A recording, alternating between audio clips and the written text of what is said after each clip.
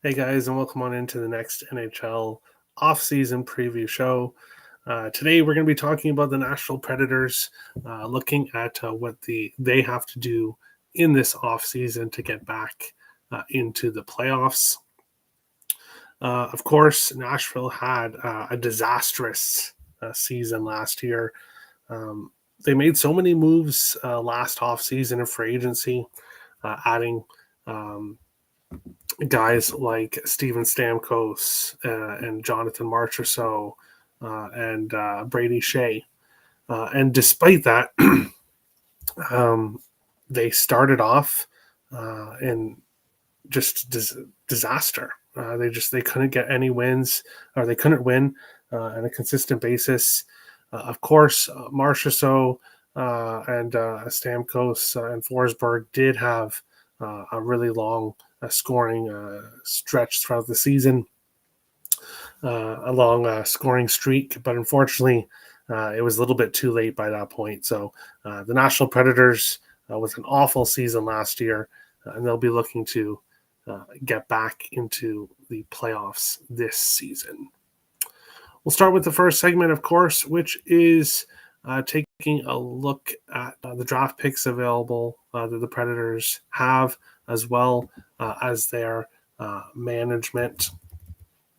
And currently, Barry Trotz, general manager for the Nashville Predators, of course, a long-time head coach of the Predators in his second full season as general manager. I believe it's second. And head coach Andrew Brunette, who I was surprised did not get fired throughout the season. I really thought throughout their awful stretch that he probably would have got fired, but he hasn't. And I do think, looking at the head coaches heading into this upcoming season, I do think Brunette will be on the hot seat if the Predators do start the season off slow. I think Brunette could be one of the first head coaches fired. That's assuming, though, that the Predators do start the season off slow. It's very possible with some retinkering here in this offseason, which we're about to discuss, that they could kind of fix some issues and get back into the playoffs. So looking at the draft picks that the Predators have, as you can see, they have 3 first-round picks this year. So they have their own pick, which is the 5th overall pick as well. They have Tampa Bay and Vegas's first-round picks, 23rd and 26th overall. The Predators also have 2 second-round picks. So the Predators have some options here looking into the trade market. If they don't want to use all 3 of those picks, they could definitely make some trades at the draft and potentially bolster their lineup now instead of taking these draft picks and building towards the future. Or they could take these draft picks, draft some young players, build their prospect system a bit stronger, and then go through free agency to possibly bolster their lineup. The Nashville Predators do have full offer sheet capability, which we've been talking about.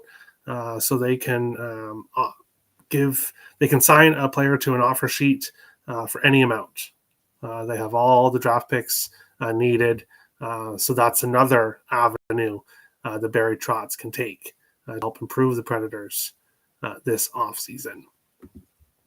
Taking a look at free agents that the Predators have here, and there's not a lot of them. There's only 3 guys on this list, and the Preds do have some cap space. It's just approximately $17,312,467 in cap space. Luke Evangelista, their only RFA on the lineup, of course.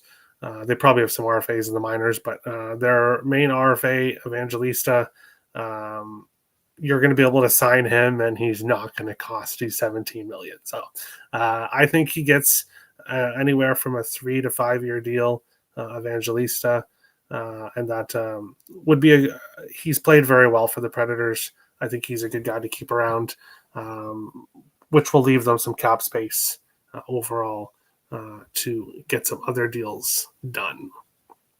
Jacob Vrana, Mark DeGazio, I think are two guys that could probably go to other teams in free agency, but you never know what happens. Maybe the Preds re-sign them,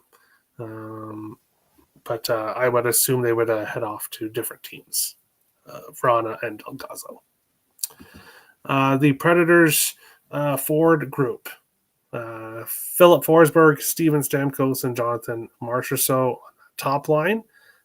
Michael Bunting, Ryan O'Reilly, Luke Evangelista projected to be on the second line. Zachary Leroux, Fedor Svechkov, and Colton Sissons on the third line. Cole Smith, Michael McCarron, Matthew Wood in the fourth line. Ozzy Weisblot is projected to be the odd man out if the season started today.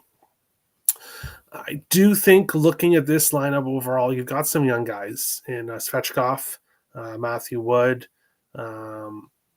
Zachary Leroux, Evangelista is still somewhat young, so some opportunity for some players here to potentially take their game up to the next level as they continue to develop. So the Predators could can kind of stand pat here and kind of hope that some of these young guys take that next step forward, or they could look to add somebody. In my opinion, I would look to add a top 9 forward here. I think one more top 9 forward with some scoring ability would be a smart addition, just in case some of these young guns aren't ready to really take that next step yet. And that way you'll have extra scoring potentially on that third line, I think is something the Predators could look at adding here when it comes to forwards. Left wingers, we look at them every show. I would say that I don't think the Predators would be looking at adding one of the top UFA wingers, but I would not even try to assume what Barry Trotz is going to do this offseason. With the offseason they had last year, it's very possible we could see another big splash here in free agency. So any one of these guys could potentially join the Predators. But as we'll talk about a little bit later on, I don't know if obviously their top line is pretty set. I think their second line overall is pretty good. Maybe you add another second line guy and move one of those other guys down to the third line. But overall, I think their forward group is pretty set. So again, I don't see the Predators really going after any of these guys either. But we'll have to see. We'll have to see. There's always surprises in free agency. Same thing with the right wingers here. And same thing with restricted free agents. I don't know if the Predators look to add any. I think they should add a top 9 forward, I think, but I don't know if they're going to be heavy in the forward additions this offseason. I think their issues may lie a little bit more here with our next segment, which is defensemen. Brady Shea on the top pair with Roman Josi, Jeremy Lauzon, Nick Blankenberg on the second pair, Adam Wilsby and Justin Barron on that third pair. You do have Osterley and Andreas Englund as well as some depth defensemen. But as we saw when Roman Josi got hurt for this Predators team, he was very, very sorely missed. And that definitely did not help this Predators season last year. So you cannot rely and expect Roman Josi to be healthy the entire year. Injuries happen. You do have to try to prepare. Now, of course, replacing a guy like Josi is pretty much impossible. But you do want to have some guys can step in so that your season doesn't derail. So with approximately 17 million cap space, of course, signing, of course, signing a Luke Evangelista is important. He's not going to cost that much, I don't think. And then you would have some money left over, either by trade or with free agency. I would look at adding 2 defensemen. I think overall, this defense core is pretty weak. Of course, you do have some young guys here on the bottom 4. So maybe Nashville hopes that they, and Barry Trotz hopes that they take the next step this upcoming season. But really, with how last year went, if the Predators do want to compete this year, I do think that there is some needed upgrade here when it comes to the defense. And while they could look to free agency and try to add one of these guys on this list, as we looked at the beginning of the show, they have draft picks. So they have the opportunity to make a deal by trade or potentially an offer sheet. Looking at this list of main UFA defensemen, I think Gavrikov would be a good addition here. Aaron Ekblad would be a great addition to that top 4. Of course, then you get it helps that second D pair. Matt Grzelcyk, Ivan Provorov. The Predators should be active here and looking at bolstering their defense. Looking at goaltenders, starting goaltender Jussi Saros, backup Justus Annunen. I don't know if the Predators look at upgrading their goaltending here.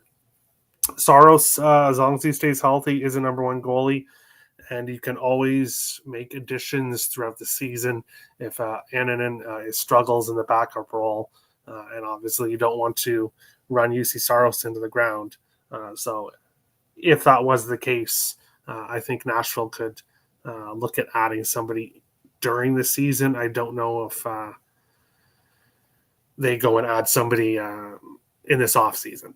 I don't think that's the main priority, which we have already discussed.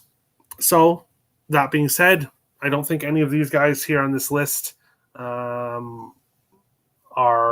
going to be targets by Nashville. So I think these guys will be more focused for other teams, which we'll, of course, get to. And that brings us to offseason tasks for the Nashville Predators. Re-sign Luke Evangelista. Their only RFA. He had he was 7th in points last year, 32 points in 68 games. I do think he can improve on that. So he would be a guy that I would be re-signing if I was the Predators. As I said, upgrade defense, either by trade or in a signing of some fashion. And I do think that you probably need to look at adding 2 guys, would be my opinion. And then if there's money left over, of course, you add a top 9 scoring forward. And you might look at the 17 million and say, hey, they're not going to be able to re-sign Evangelista, get 2 defensemen, and a top 9 forward. If they go by trade, there might be a way that they can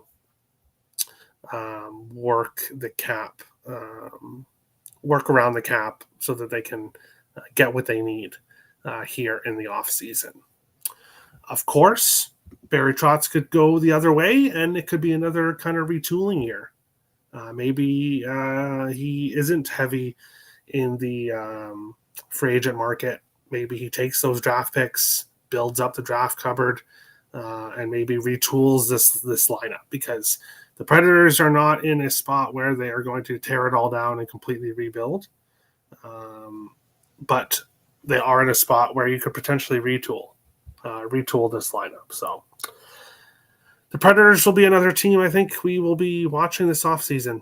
to see exactly what they do, and that, of course, will tell us, as it will for all teams, what to kind of expect for them this upcoming season. Now, as we saw last year, they added three guys, three of the biggest guys on the market, and then had a disastrous overall season. So just because you go out and add guys doesn't mean it's going to help. You have to add the right guys, and then, of course, injury luck, chemistry, all that stuff is important. So